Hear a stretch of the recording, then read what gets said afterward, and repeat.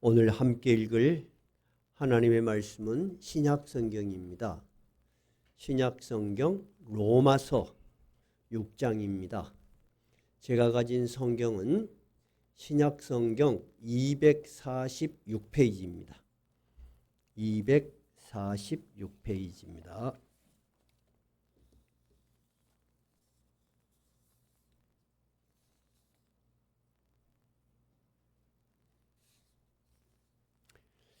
오늘은 6장 12절부터 23절까지 전체를 살펴보고 다음번에는 내용을 더 깊이 살펴볼 것입니다.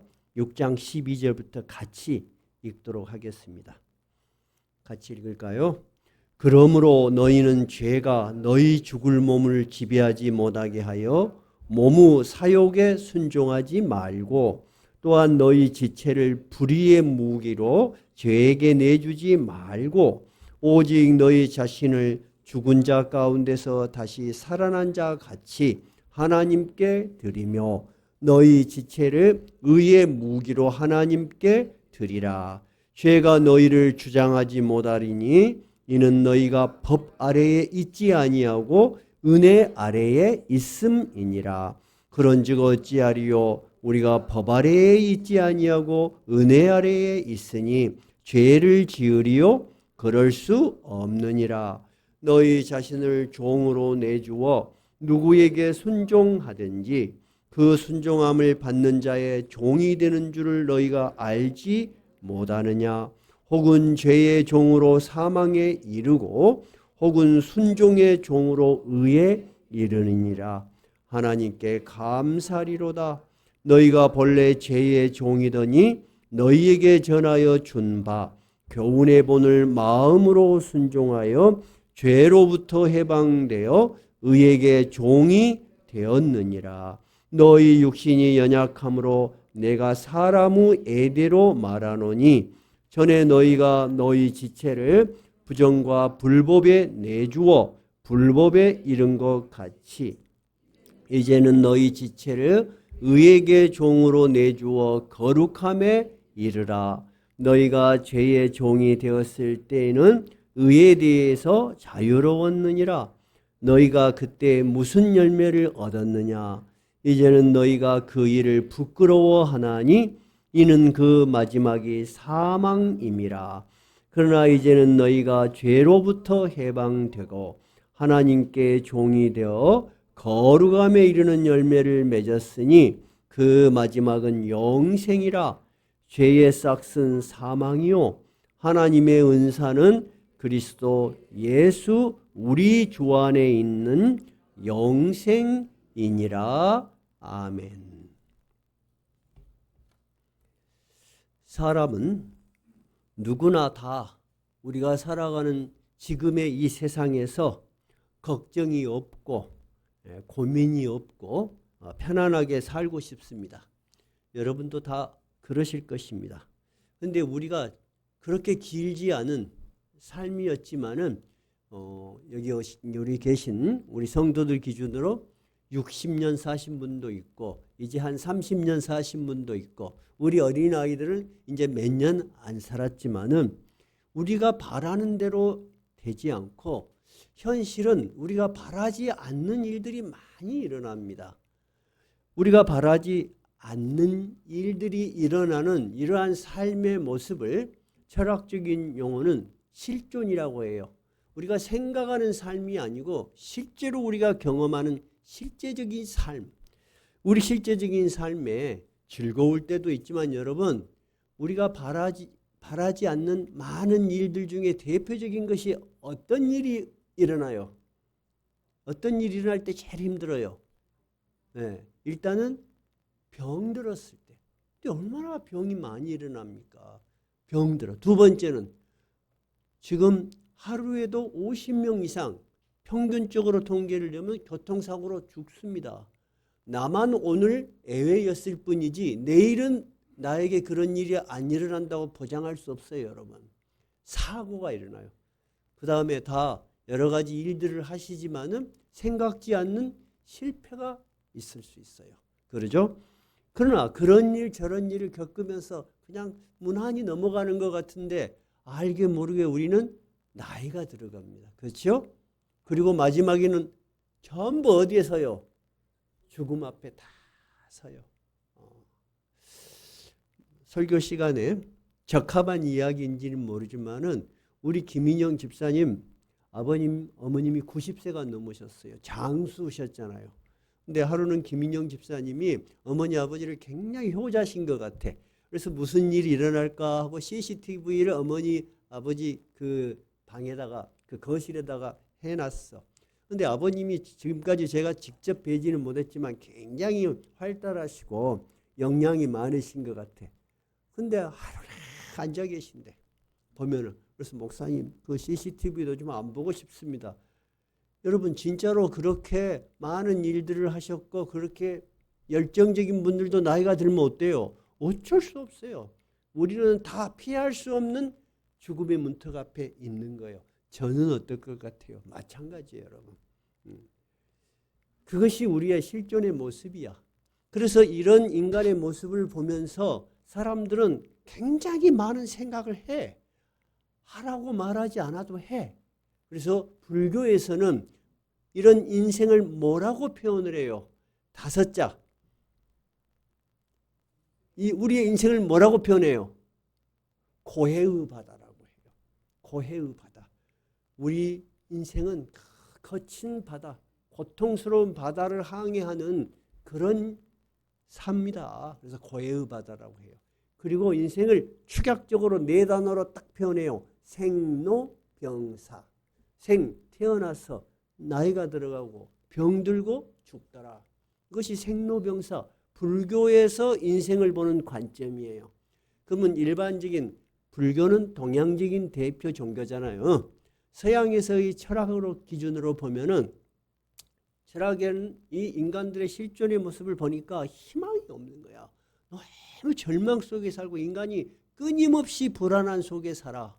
그래서 실존주의에서는 인간을 어떻게 보냐면은 신을 부정하기도 하고 또 어떤 학자들은 부정하지 않기도 해요. 그러나 분명한 건 뭐냐면 인간은 신으로부터 던져져 버렸어.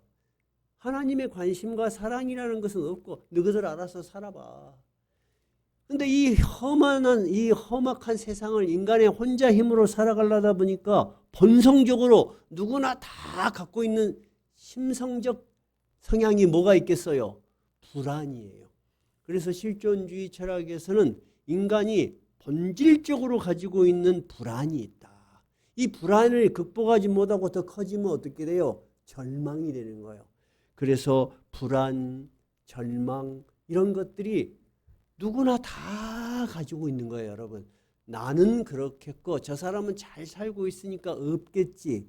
절대 그렇게 생각하면 안 돼요. 누구나 다 똑같은 거예요. 진짜 목사님 누구나 다 똑같을까요? 정말 누구나 다 똑같습니다, 여러분. 그러니까 여러분 내가 아닌 저 사람같이 살면은 좀 낫겠지 그런 생각을 하지 마세요. 여러분이 지금 그런 환경 속에 있다면 나뿐만이 아니라 누구도 그런 심정 속에 있다.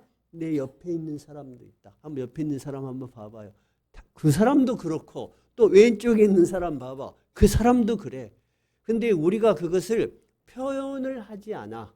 왜냐하면 표현을 하면 나의 나약한 것이 보이고 그런 것이 싫으니까 그러는 거예요.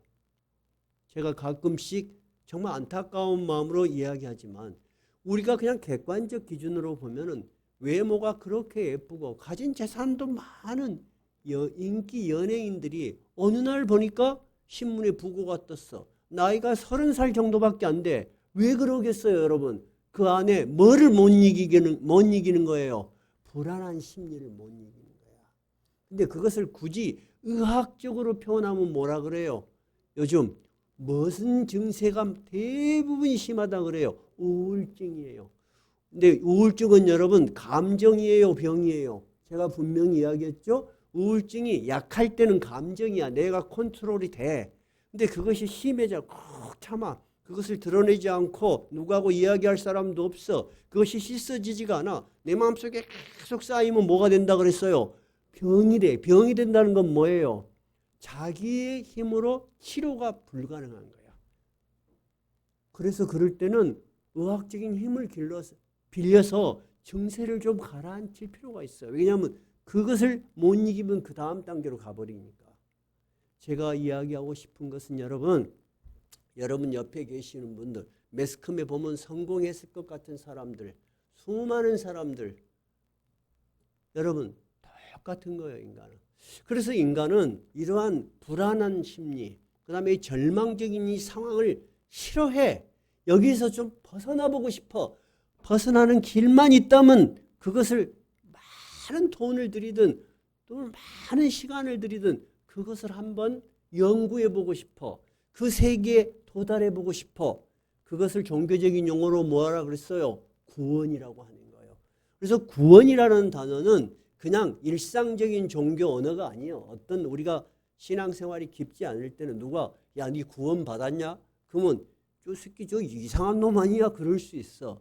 근데 이 구원이라는 단어는 현실적으로 인간이 처한 이 불안과 절망의 상태에서부터 누군가가 나를 벗어나게 해주는 거예요. 그러면 여러분 모든 인간에게는 구원이 필요해요? 안 필요해요? 필요해요. 그래서 인간들은 그 구원을 찾아서 또는 그 구원의 길이 있다고 많은 것을 연구하고 또는 그 구원에 이르기 위해서 지난번에도 말씀을 드렸지만은 수행을 해. 인간이 할 수 없는 극도의 고행을 통해서 인간이 아니고 싶어 해. 근데 그래 인간이 아니고 싶어 해서 극도의 수행을 해서 여러분 인간이 아닐 수 있나요? 절대 그건 불가능한 거야. 절대 불가능한 거야. 두 번째는 나는 다른 사람하고 틀리게 진짜 선하게 한번 살아봐야 되겠다. 하고 좋은 일만 선한 일만 막 하고 싶어 해. 그래가지고 여러분 정말로 구원의 길을 얻을 수 있을까요? 그거 불가능해요. 근데 그런 생각은 여러분 배우지 않으면 분명한 진리에 대해서 모르면 늘 가지고 있어요. 하랑이가 지금 10살 정도 돼요. 10살 정도 되는 하랑이도 질문을 했어요.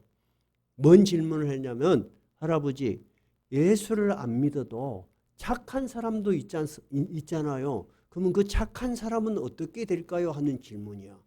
여러분 50살이 돼도 가질 수 있는 질문이고 100살이 돼도 가질 수 있는 질문이고 10살짜리도 생각을 할 수 있다는 거야. 그게. 그래서 제가 10살 때부터는 제대로 교육을 시켜야 되겠다. 왜 그러냐? 인간은 그렇게 노력을 했지만 누구도 그 대답을 찾지 못했다는 거예요. 근데 뜻밖의 성경은 너무나 분명하고 너무나 쉽게 이 구원의 길을 우리에게 명확하게 지시해 주고 있어요. 그러니 여러분 성경이 얼마나 좋은 책입니까? 그러면 성경 오늘 로마서 6장이었어요. 여기에 책갈피를 딱 끼워놔 봐요. 책갈피를 끼워놔 봐요. 그러면 우리 앞부분을 한번 가봐요. 로마서 1장 16절 17절 이것은 꼭 외우세요. 제가 로마서 끝나면은 꼭 외워야 될 구절들을 다 여러분에게 드릴 거예요. 자, 1장 16절 17절 시작. 내가 복음을 부끄러워하지 아니하노니 이 복음은 모든 믿는 자에게 구원을 주시는 하나님의 능력이 됨이라. 우리가 이 설교 그리고 이 성경에서 배우는 복된 소식 하나님이 우리에게 주시는 이 말씀 속에 인간이 구원에 이를 수 있는 하나님께서 보여주시는 길이 있고 능력이 있다는 거예요. 첫째는 복음을 믿는 자에게 17절 읽어봐요. 복음에는 하나님의 의가 나타나서 믿음으로 믿음에 이르게 하나니 기록된 바 오직 의인은 믿음으로 말미암아 살리라 함과 같으니라. 우리가 전하여 듣는 이 복음을 믿는 그에게 구원의 길이 열린다는 거예요. 여러분 믿으세요? 여러분 이것이 진리입니다. 기독교의 진리입니다. 그러면 본문의 내용을 더 깊이 이야기하기 전에 그 질문, 내가 예수는 진짜 아멘하고 믿어, 진짜. 나는 믿어. 근데 내가 믿기는 믿는데 그대로 살지 못해서 실수도 하고 또 신앙생활을 좀 열심히 하지도 못하고 남에게 본이 되지도 못하고 그럴 수도 있겠죠. 그런 경우는 여러분 구원에서 벗어날까요? 여전히 구원을 얻는 사람이 될까요? 여러분 어떻게 생각해요? 구원을 얻는 사람이 돼요. 그래서 바울 사도는 로마서에서 무슨 이야기를 하냐면 바울 사도는 유대인이에요. 유대인들은 뭐를 철저하게 지켜요? 율법을 지켜요. 율법이란 건 뭐냐면 이렇게 사는 것이 올바른 길이다. 하나님이 가르쳐 주신 거죠. 그래요? 그러면 유대인이 아닌 다른 이방 사람들도 자기의 종교가 있을까요? 없을까요? 있겠죠? 나름대로 이렇게 살면은 우리가 구원을 얻을 수 있을 것이다. 그렇게 생각하고 열심히 살겠죠. 바울 사도는 유대인이에요. 그거 유대인의 율법을 열심히 공부하고 믿었던 사람이요. 근데 진짜 하나님의 아들 예수 그리스도를 만나게 된 거예요. 그래서 이제 그런 것이 아니고 오직 예수 그리스도를 믿음으로 우리가 구원을 얻는다는 것을 확신하게 됐어요. 그것을 신학적인 용어로 뭐라 그랬어요? 이신칭의 해보세요. 이신칭의. 그게 한자어예요. 오늘 또 멀리 광주에서 오신 우리 성도들이 있으니까 한자를 풀이해 줄게요.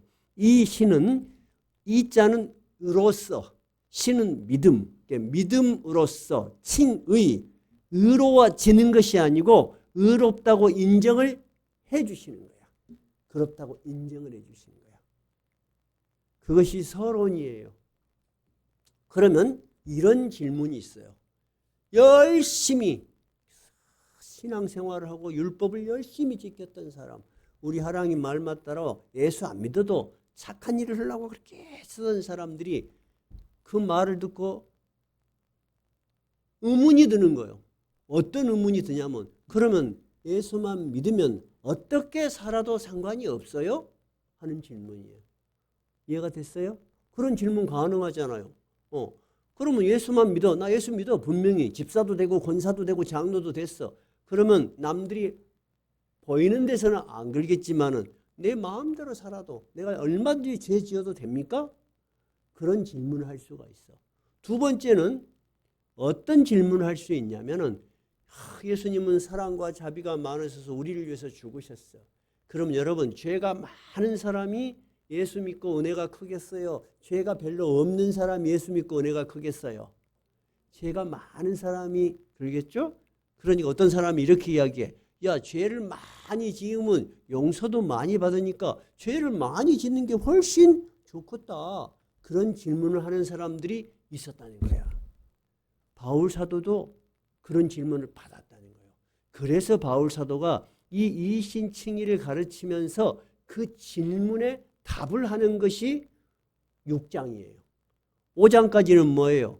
어떻게 해서 예수를 믿는다고 우리가 의롭게 되느냐 하는 그 교리를 가르치는 거예요. 근데 6장부터는 질문에 대한 답을 하는 거예요. 그러면 6장 1절로 가버려요. 6장 1절로 뭐라고 되어 있나? 6장 1절에 그런즉 우리가 무슨 말을 하리요? 은혜를 더하게 하려고 죄에 거하겠느냐?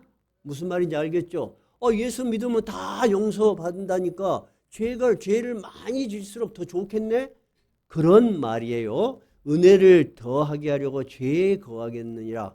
근데 바울 사도는 그 질문에 대해서 명확하게 대답을 해요. 2절 뭐라고 되어 있어요? 그럴 수 없느니라. 죄에 대하여 죽은 우리가 어찌 그 가운데 더 살겠는가? 진짜 믿음이란 건 뭐냐면 말로만 하는 것이 아니고 무엇을 보면은 이 사람이 진짜 믿음을 가졌다고 우리가 확신할 수 있느냐 하면은 죄에 대해서 이 사람이 죽어버렸어. 이제 그 말이 굉장히 어렵단 말이에요. 여러분 죄에 대해서 죽었다는 말이 무슨 말일까요? 그것이 6장 1절에서부터 11절까지 내용이에요. 우리는 지난번에 다 공부했어요. 오늘은 12절부터 시작해요. 죄에 대해서 죽어버렸다는 것은 뭐냐면은 옛날에는 어떤 생각이나 어떤 행동을 아무 기준이 없이 막 했어. 남을 미워하고 옳지 않은 행동을 하고 올바르게 살지 않고 그런 걸 즐겁게 했어. 죄에 대해서 아주 즐거워했어. 근데 예수 그리스도를 진짜 깊이 받아들이면 옛날에 했던 그런 잘못된 행동들에 대해서 즐거워요? 안 하고 싶어요? 안 하고 싶어. 죄에 대해서 싫어졌단 말이에요. 죽어버렸어. 이제 그런 일이 안 하고 싶어. 그리고 주일날에 와서 예배를 드리면 어때? 우리 마음이 굉장히 좋아. 그래서 예수를 믿어서 변하는 사람들의 특징 1번이 뭐냐면 교회에 와서 예배 드리는 것을 굉장히 좋아해요. 두 번째는 어떤 변화가 있냐면 그 사람이 그렇게 살아가면서 사람이 변해. 늘 이야기하지만 저는 목회자잖아요. 목회자니까 여러분을 다 이렇게 보잖아요.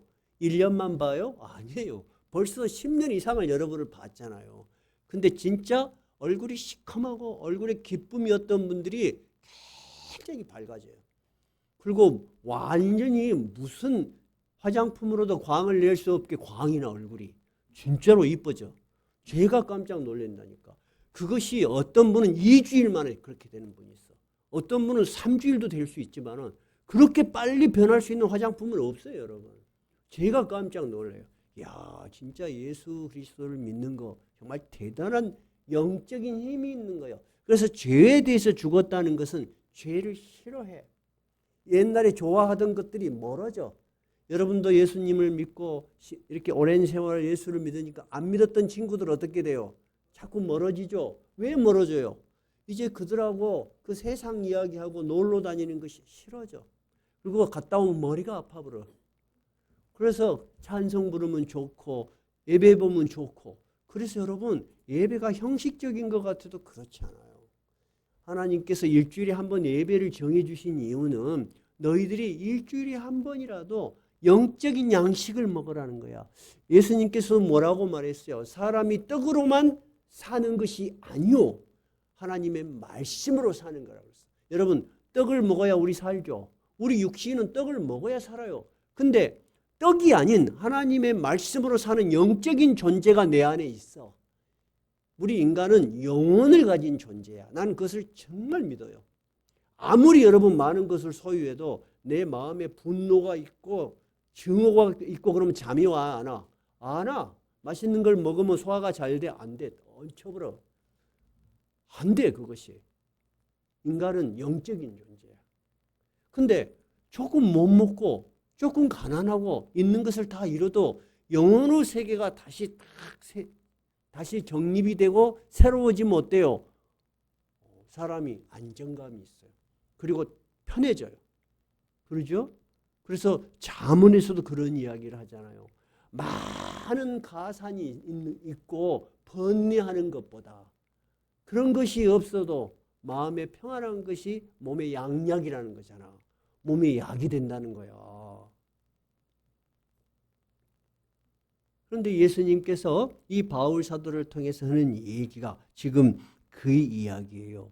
6장 1절에서부터 11절까지는 진정한 믿음을 가진 자는 무엇에 대해서 죽은 자다? 죄에 대해서 죽었어.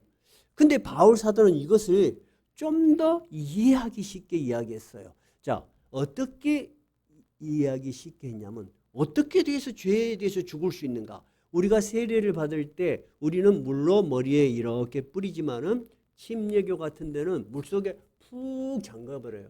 그 드러무통 같은 데다 열어놓고 푹 잠가버려.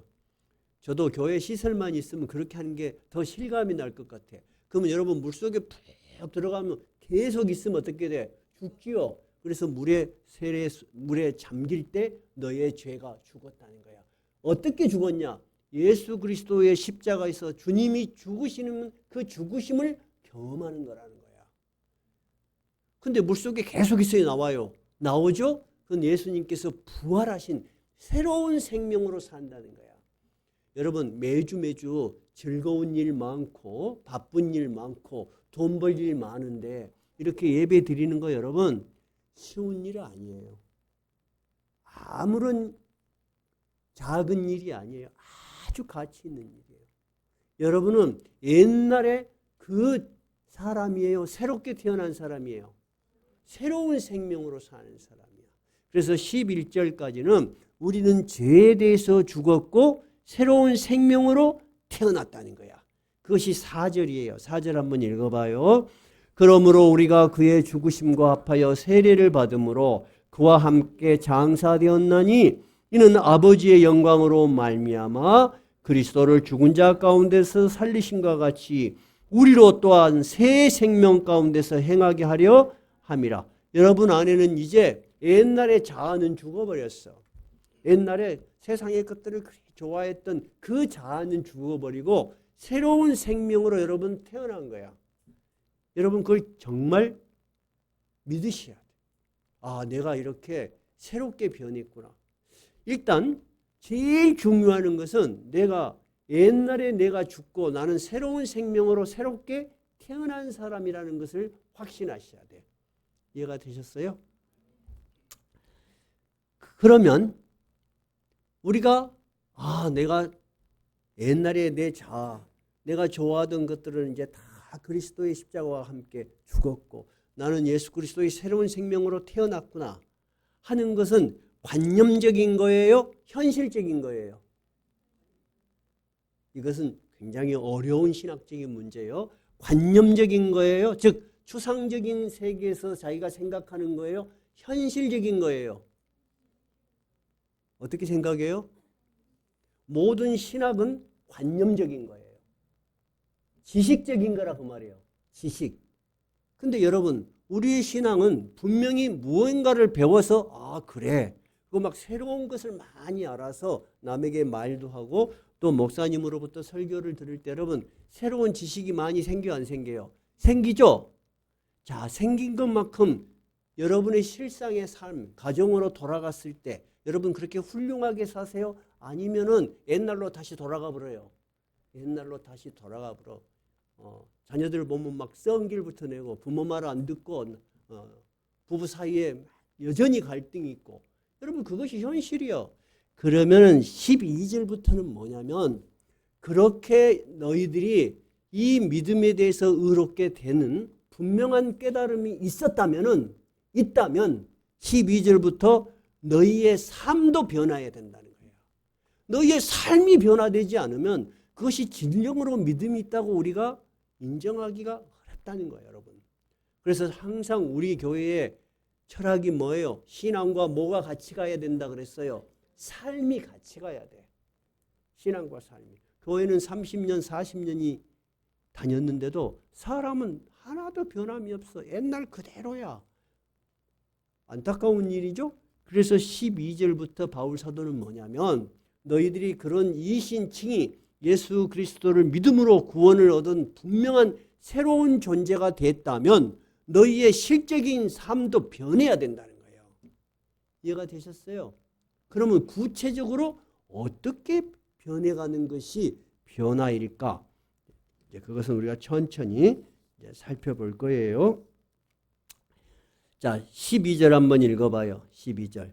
그러므로 너희는 죄가 너희 죽을 몸을 지배하지 못하게 하여 몸의 사욕에 순종하지 말고 또한 너희 지체를 불의의 무기로 죄에게 내주지 말고 오직 너희 자신을 죽은 자 가운데서 다시 살아난 자 같이 하나님께 드리며 너희 지체를 의의 무기로 하나님께 드리라. 12절에 그러므로라는 말이 있죠. 그러면 그러므로라는 말에 동그라미를 하나 딱 쳐넣어보세요. 여러분 그러므로라는 말은 어쩔 때 쓰는 거예요? 앞에 뭔 말을 했으므로 이제 다른 말을 하겠다는 거죠. 앞에 뭔 말을 했어요? 너희들이 신학적으로 교리적으로 이해를 잘 했으므로 이렇게 잘 배워야 돼. 여러분 신앙이라는 것을 기독교 신앙이라는 것을 배우지 않고 자기의 뜨거운 열정으로 헌신으로 봉사로만 이해를 하면 어디에 빠지기 쉬워요? 이단에 빠지기 쉬워요. 이단들이 여러분들을 자기 교회로 끌어들일 때 예수 안 믿는 사람을 끌어들이려고 해요. 예수 믿고 오래 다닌 사람 끌어들이려고 해요. 오래 다닌 사람 끌어들이려고 그래. 왜 그러죠? 오래 다닌 사람은 신앙도 이해를 하고 열정도 있어. 근데 이 사람이 뭐가 부족하다는 걸 알아? 지식이 부족하다는 걸 알아. 그래서 자기들이 교묘하게 만든 지식으로 당신 이거 알아요? 몇 장 펴보세요. 몇 장 펴보세요. 그러면 처음 듣는 이야기 같거든. 맨날 교회에서 착한 사람 되자, 누가 돈 벌어서 성공했다, 그런 설교만 듣다가 이 사람들 이야기를 들으니까 진짜 깊어. 뭔가 여러분, 인간은 편한 이야기만 들어서 변화되는 거 아니에요. 신앙의 세계는 여러분 고도의 지성의 세계예요. 이 기독교는 2000년의 역사를 가지고 있는 신학 체계를 가지고 있어요. 그러니까 함부로 아무렇게나 누구나 설교할 수 있는 게 아니에요, 여러분. 하나님께서 다 그 사역자를 세우실 때는 그런 훈련과 그런 과정을 거쳐야 되는 거예요. 그래서 서양에서는 모든 학문들이 있어요. 근데 제일 꼭대기에 철학이 있어요. 근데 철학 위에 뭐가 있어요? 신학이 있어요. 미국의 아이비리그의 하버드, 뭐 그런 프린스턴 그런 대학들이 처음에 뭘로 시작했냐면 대학으로 시작한 게 아니에요. 그들이 전 세계에 복음을 전하고 싶다. 복음을 전하려면 어떻게 해야 돼? 이 복음을 전해서 가르칠 수 있는 젊은이들을 가르쳐야 되겠다. 신학교를 세운 거야. 그 신학교에서 세월이 가고 또 가고 또 가고 또 가고 그래서 신학교에서 인문학이 생기고 철학이 생기고 그렇게 해서 지금의 미국의 유명한 대학들이 생긴 거예요. 근데 지금은 어때요? 그런 거 다 필요 없어. 지금은 돈 버는 게 1번이야. 그래서 온 세상이 어지러운 거예요, 여러분. 돈 버는 거 외에는 관심이 없는 거예요. 근데 돈은 벌 수 있지만 여러분 뭐가 죽는 거예요? 인간들의 영혼이 죽는 거예요. 그래서 여러분 기독교 신앙이라는 것은 굉장히 고도의 지성을 가지고 있어. 근데 그 지성이 어렵거나 복잡한 게 아니야. 아주 명쾌하고도 분명해. 그것을 분명하고 명쾌하게 잘 전해야 되겠죠? 여러분은 정말 열심히 스스로들 관심을 가지고 공부를 많이 하셔서 제가 감사해요. 바울 사도는 지금 6장 1절에서부터 11절까지는 너희가 그것을 잘 이해했으므로 이제는 그 이해가 어디로 드러나야 된다? 실제적인 삶에서 드러나야 된다는 거예요. 그래서 삶이 굉장히 중요한 거예요. 왜 삶이 중요하냐? 여러분 저를 한번 봐보세요. 배움이라는 것은 여러분 누가 더 잘 배울 수 있어요? 젊은이가 잘 배울 수 있죠. 지성이 높은 사람이 잘 배울 수 있죠. 근데 여러분 그 사람들이 젊은이들이 세상에 나가서 하나님 말씀대로 살기가 쉽지 않아요. 세상의 논리로 빠져버리고 세상의 즐거움과 쾌락에 빠져버려요. 그러니 여러분 얼마나 힘들겠어요. 그런 것과 싸워 나가야 되는 거예요. 근데 그런 것은 잘 모르지만은 굉장히 경건하게 정말로 세상 속에서 하나님 말씀대로 잘 사는 분들이 있죠. 그러니까 바울 사도는 신앙은 두 가지가 다 있어야 된다는 거예요. 그 중에서 12절부터는 네가 세상에서 어떻게 살아야 하는가. 그것이 중요하다는 거예요. 12절에서는 뭐라 그래요? 너희는 죄가 너희 죽을 몸을 지배하지 못하게 하여 몸의 사욕에 순종하지 마라. 사욕이라는 것은 한자어라 어렵죠? 영어는 쉬워요. 모든 인간은 욕망을 가지고 있어요. 그죠? 욕망은 영어로 desire라고 해요. 근데 사욕은 뭐냐면 악한 사욕이에요. evil desire, 악한 욕망. 여러분 성경 그리고 신앙생활을 오래 하셨죠? 여러분들이 지금까지 들어본 것 중에 인간의 욕망 중에서 악한 욕망 뭐가 있을까요? 악한 욕망. 남을 미워하는 거. 굉장히 그 강한 욕망이에요.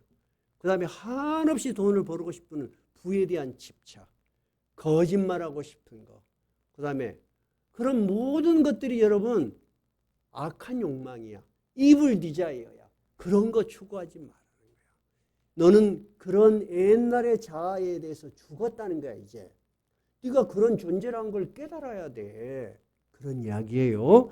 그러면 어떻게 해라? 13절 한번 읽어봐요. 너희 지체를 불의의 무기로 죄에게 내주지 말고 오직 너희 자신을 죽은 자 가운데서 다시 살아난 자 같이 하나님께 드리라. 우리가 무슨 일을 할 때도 나는 새롭게 태어난 사람이다. 그런 존재에 대한 이해가 있어야 돼. 그리고 생활도 그렇게 해야 해. 그렇게 노력해야 돼. 예를 하나 들어봅시다. 굉장히 미운 사람이 하는 사람이 있어. 그러면 전에는 항상 미운 감정이 있었어. 근데 지금 어떻게 생각해야 돼? 이 미운 감정은 옛날에 내가 죽여버렸던 감정이야.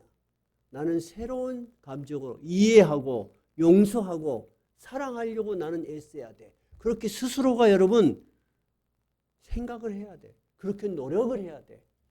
그것이 바로 6장 12절부터 우리에게 주어진 이야기예요. 이해가 되셨어요? 근데 우리가 그런 것에 대해서 잘 이해도 하고 맞아 그렇게 설교를 듣지만 현실적으로는 그러기 쉬워요, 어려워요? 엄청 어려워요. 엄청 어려워. 제가 전에도 한번 예를 들었는데 저에게는 뚜렷한 거라 제가 이야기를 한번 할게요. 제가 50살이 돼서 신학교를 갔잖아요. 50이 나이가 적은 나이가 아니요. 그러면 내가 50살까지 놀다 갔어? 아니야. 사회 경험도 많이 하고 갔어. 근데 나는 진짜 끌려갔어. 나는 진짜 마지막에 내가 목사님 돼가지고 교인도 없는 개척교회 하리라고 생각을 안 했어. 근데 내가 이 목회를 3년이나 공부를 해갖고 막 돈을 버는 것도 아니고 누가 막 알아주는 것도 아니고 앞도 안 보여. 내 마음이 그냥 답답해. 안 그러겠어요? 나 여러분에게 다 고백했죠. 근데 다른 사람들은 젊으니까 신학교를 가면 다 교회에서 전도사로 써. 전도사로. 우리 교회 와서 어린이 교육 좀 봉사해 주세요. 그리고 사례비도 좀씩 드리고. 그래서 우리가 목요일까지만 공부를 하고 금요일부터는 다 교회 나가서 봉사를 해. 근데 저는 나이가 많아서 누가 와라는 데도 없어. 그러잖아요. 그러니까 금요일, 토요일, 일요일에는 밥 먹을 데가 없어요. 기숙사도 문 닫아 보니까 혼자서 앉아 있으면 미쳐고요. 근데 어느 날 보니까 그 학교에 무슨 체육대회가 있었는가 봐요. 그래서 이제 그 교회에서 하는 체육대회는 신학교를 빌려서 하는가 봐요. 근데 밥을 다 먹는 거야. 그래갖고 이제 그 기숙사에 한 학생이 한 20명이 있었어. 나 같은 사람이. 그러니까 밖에 가서 안 사 먹고 거기서 밥을 먹어도 돼. 근데 그때가 시험이었어. 그 밥을 먹으려고 사람들이 줄을 다 서 있더만. 근데 우리도 이제 뒤에 섰어. 근데 시험 때니까 막 책을 보고 있으니까 그 옆에 서 있는 그 교인 중에 한 사람이 뭐 전도사님이세요? 그래서 그런다 그랬더니 그러면 우리는 놀러 왔으니까 전도사님 저 앞에 가서 줄을 서세요. 우리는 천천히 먹어도 돼요. 여러분 고맙죠? 그래서 저는 당연하게 고맙죠. 그래서 좋다고 앞에 딱 갔어. 근데 밥을 푸는 그 영양사가 있어. 영양사가 저 뒤에 있던 어디서 한번 본 사람 앞으로 차고 오거든. 그 영양사가 대뜸 나를 보고 내가 나이가 몇이요? 전도사님 새치기지 말고 뒤로 가세요. 다 듣게 그러는 거야. 여러분 나 자존심 상해 안 상해? 엄청 상했어. 진짜로 흥분 놀부에 나온 것처럼 주먹을 갖고 밥을 한 대 채보고 싶었어. 근데도 나 뒤로 안 갈 수가 있어. 갖고 속이 막 푹 끓어오르는 거야. 그래갖고 이제 혼을 내주려고 마음 먹었어. 근데 내가 그때 생각을 했어요. 내가 옛날에 나하고 지금에 나하고 하나도 변함이 없는 거야. 자존심은 머리 끝까지 있어갖고 조금이라도 남의 말, 기분 나쁜 말 들으면 참지를 못해. 똑같아. 야, 내가 신학교까지 와서 옛날하고 똑같으면 뭐 하려고 신학교로 왔겠냐. 진짜 그런 생각이 듭니다. 그래서 꾹 참았어.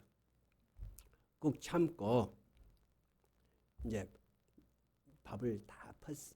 이제 끝났어. 내가 조용히 찾아갔어. 옛날 같으면 당신이 뭔데 나한테 그런 소리를 해. 네 나이가 몇 살이요? 그랬을 거예요. 근데 내가 이야기를 했어. 영양사님 사실은 제가 뒤에 있었는데 앞으로 가라 그래서 온 건데 영양사님이 나를 보고 새치기지 마라 뒤로 가라니까 제가 굉장히 창피했습니다. 근데 사정이 그리 됐습니다. 그러니까 그 영양사가 어머 전도사님 그래요? 정말 미안하네요. 그러면 얼마나 좋았겠어요. 예. 그 말을 듣고도 그래요? 전 몰랐네요. 그거 끝이야. 나 성길이 나왔나? 진짜 더 나와버려. 그래서 이제 한 번만 걸리기만 해봐라. 이제 그러고 있는데 그 다음 날이 이제 월요일에 다 이제 신학생들이 와. 근데 영양사가 나를 보면서 겁나게 잘해주는 거야. 그래서 내가 그때 느꼈어요. 야, 내가 만약에 성기를 내버렸으면 3년 내내 저 여자하고 싸웠을 거야. 근데 내가 참고 옛날에 내가 아니고 그래도 저 목사님 되겠다고 왔으니까 내 안에 있는 내가 아닌 새로운 자세로 새로운 태도로 그렇게 했던 것이 여러분 좋아 안 좋아? 좋지. 그 뒤로 그 여자가 3년 동안 나를 보면 전도사님 그러고 그러는 거야. 그러니까 그 여자도 기본적으로 그렇게 못된 여자가 아니었던가 봐. 지도 어색했던가 봐. 그래서 내가 그때 깨달았어. 여러분, 제가 왜 이야기를 하냐면은 우리가 현실에서 살아가는 모습이 대단한 것이 신앙의 모습이 아니라는 거예요. 아주 작은 모습에서 우리는 옛날의 나로 돌아가 버려. 그죠? 그러니까 여러분, 아무리 작은 모습 속에도 우리는 어디로 돌아가면 안 돼? 옛날로 돌아가면 안 돼. 근데 그것을 신학적으로 우리가 분명히 정리를 해야 돼. 우리는 무엇에 대해서 죽었다? 죄에 대해서 죽은 사람이야. 무엇에 대해서 산 거야? 새로운 생명으로 하나님 안에서 그리스도 안에서 태어난 새로운 존재라는 것을 깨달아야 되는 거예요.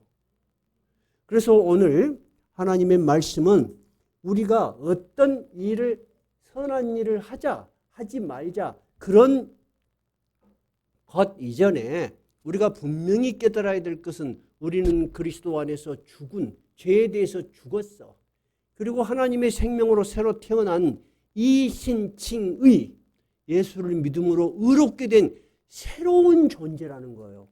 여러분, 새로운 존재에 대한 분명한 인식이 여러분을 그런 데서 이기게 해주는 거예요. 그럼 여러분 한번 생각해 봐. 내가 그렇게 노력해서 우리가 다 극복할 수 있을까? 극복 못해. 우리는 인간이니까. 근데 그건 걱정 안 해도 돼. 우리가 새로운 신분으로 기도하면서 이것을 벗어나도록 우리가 이런 시험에 들지 않도록 기도하면 누가 우리를 도와준다는 거예요? 성령님께서 우리를 도와주셔. 자, 그것이 몇 절이냐? 한번 찾아봐요. 14절입니다. 14절 시작 한번 읽어봐요. 죄가 너희를 주장하지 못하느니 이는 너희가 법 아래에 있지 아니하고 은혜 아래에 있음이라. 무슨 말이냐? 이거 해, 이거 하지 마 하는 법이 너희를 지배하는 것이 아니고 하나님이 너희를 하나님의 자녀로 삼으셔서 새로운 생명을 주셔서 너희로 하금 이길 수 있도록 계속 능력을 주신다는 거야. 그것이 하나님의 은혜라는 거예요, 여러분. 그래서 여러분, 우리가 하나님의 은혜라는 단어를 쓸 때는 어떻게 이해를 해야 되냐? 이 은혜가 영어로는 gift예요. gift 뜻이 뭐예요? 선물이에요. 모두에게 주는 것이 아니야. 하나님이 자기가 택하신 자들에게 하나님을 믿는 예수 그리스도를 믿는 선물을 주신 거야. 믿음은 우리에게서 나온 것이 아니에요. 에베소서에서 뭐라 그랬어요? 믿음은 하나님의 선물이라고 했어요. 여러분은 하나님의 선물을 받은 사람들이야. 그래서 새로운 존재가 된 거야. 그러니까 여러분 시험 받을 때 내가 이것을 이겨야 되는데 막 그렇게 발버둥 치지 마. 그러면 더 힘들어. 우리는 무슨 존재다? 새로운 존재다. 나는 다시 죄로 돌아가는 것을 좋아하거나 그렇게 살아도 되는 그런 존재가 아니고 그거보다는 훨씬 고귀한 존재로 하나님이 우리를 하나님의 자녀로 삼으셨고 하나님의 성도로 삼으셨고 하나님의 백성으로 삼으셨어. 여러분은 새로운 존재야. 여러분 그걸 믿어요? 여러분이 그것을 안 믿었다면 이렇게 수십 년을 매주 예배를 드리러 올 이유가 없는 거예요. 근데 여러분은 내가 얼마나 고귀한 존재인지를 모르는 거야. 여러분 진짜 고귀한 존재인 거예요. 내가 50이 다 돼서 목회자가 될 줄 어찌 알았겠어요. 하나님께서 여전히 우리를 사랑하신다는 거야. 집사람하고 어제 그 이야기를 했어요. 야, 우리가 이 나이에 정말로 여전히 하나님의 말씀을 가르치고 하나님의 말씀을 연구하고 이런 복을 주신 것이 얼마나 감사하냐. 근데 처음에 나는 신학교 끌려갈 때 안 가려고 울었다니까. 오메 이 힘든 일을 내가 어떻게 또 해. 여러분 우리가 걸어가는 길은 우리 힘으로만 가는 길이 아니에요. 14절 다시 읽어봐요. 시작. 죄가 너희를 주장하지 못하리니 이는 너희가 법 아래에 있지 아니하고 은혜 아래에 있음이라. 여러분은 하나님의 은혜를 받은 사람들이야. 하나님의 선물을 받은 사람들이요. 그것을 분명히 믿어야 돼. 그리고 새롭게 태어난 새로운 존재야. 옛날에 그런 사람들이 아니에요, 여러분. 다음 주는 오늘 주 설교하고 이어서 갈 거예요. 다음 주에도 하나님 말씀으로 은혜가 되시기 바랍니다. 찬송가 310장입니다.